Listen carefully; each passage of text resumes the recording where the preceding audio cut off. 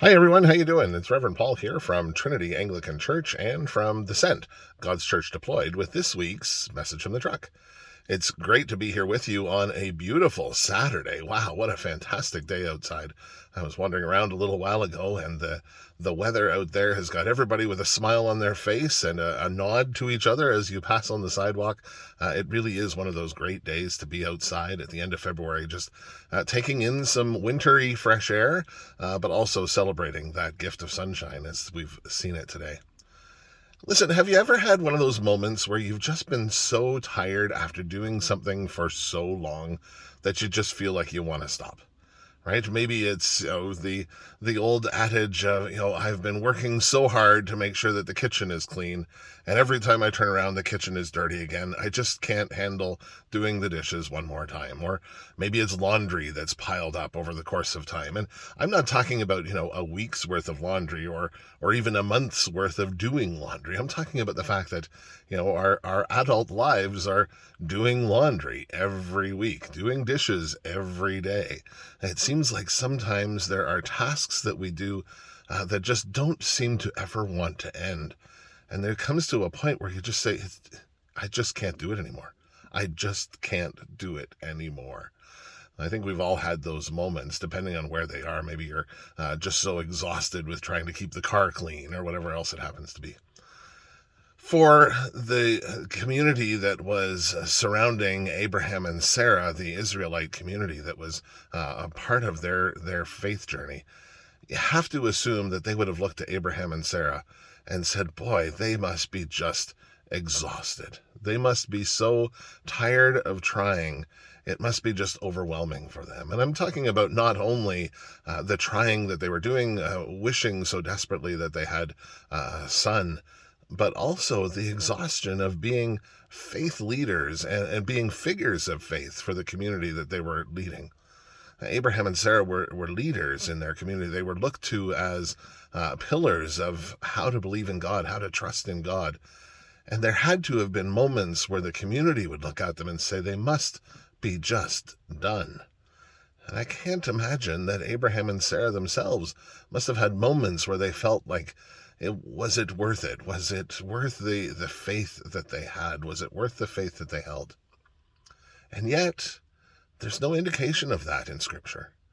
There's no indication that they got tired of trusting in God, that they got bored of hoping for something, but that they were always that strong, solid, faithful anchor for anybody who was around them and anybody who was near them. I got thinking about that for a little while, and I thought about the community of Trinity Anglican Church in particular, Trinity Church in Galt, in that community. And I got thinking about the role that Trinity has played for 180 years in that community, being the anchor of the Anglican community for certain in that part of Ontario, but also being one of those oldest buildings in the area and one of those initial started the first buildings, the first places where people gathered, where the church gathered for worship. I think of all the things that Trinity has been around for, the sending their children off to war, the opportunities of, ups and downs of the population shifts. Sometimes the church would be full, sometimes not so much. The ups and downs of just social life, the changes that have happened since 1844 when the building was built. I mean, you think about the technology changes, for example, that have happened. And through all of those things, the faith of the community has held it strong. It has held that space, that worshiping community has held strong in the faith that they have in the providence of God, that He continues to offer us that providence that we so badly need. Tomorrow, we will gather for our annual Vestry meeting, that meeting where we talk about the year that has passed and look forward to the year that is yet to come. And I think oftentimes, particularly in the church's life right now, and not just Trinity, but lots of different churches, that feeling of exhaustion is starting to break in. That feeling of we've been doing this for so long, like Abraham and Sarah had. They've been doing it for so long. We've been doing the work of proclaiming the gospel for so long. We've been doing the work of feeding the hungry and bringing water to the thirsty and bringing comfort to the lonely for so long. We're tired, and we just need that extra push. For Abraham and Sarah, that extra push was trusting in God. And I think that's an important place for us all to be. Whether it's the church as we prepare for vestry or whether it's our own personal lives, we have that moment where we just have to say, I don't have anything left, but I know God must have something for me. And if we put that trust in God, if we put that hope in God, I think in those moments we will find ourselves refreshed as we need to be. The church in Trinity, Cambridge, the community of people who gather in that building, are going to have some interesting conversations to have tomorrow and some interesting decisions to make in the course of the next few years. And I think that feeling of exhaustion could come up and could rear its head. But I also know that this community trusts in God. I know that this community has faith and will look to God and say, hey, listen, in the midst of this exhaustion, we know we can trust you. And we know that you will provide the way that you did for Abraham and Sarah. So my friends, as we enter into this vestry day, I look forward to having a conversation with you about what comes next. Where do we go from here? Where do we trust God to take us from here? And what does the future hold? God knows. And we just need to hold on for the ride and enjoy what it is that he has in plan for us. Because imagine what it would be like for us to suddenly be in the place where Abraham and Sarah were, at the end of their journey, and yet just starting from scratch. Who knows what that could mean? For right now, though, I think I want to focus on a couple of announcements for the community as we get ourselves ready. There's lots of other things to talk about, and I look forward to doing that with you all tomorrow at our vestry meeting. But for now, we've got a couple of things to announce. First of all, as I said, that is our vestry meeting is tomorrow following the 10 o'clock service, so come on out and join us for that.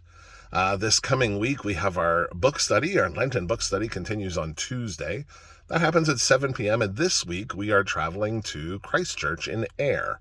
If you're not sure where that is, let me know, and I will make sure that we get some directions and an address for you so that you can join us there. If you haven't already got the book, don't panic. It's not too late. There are still copies of the book available, and you can join us anytime.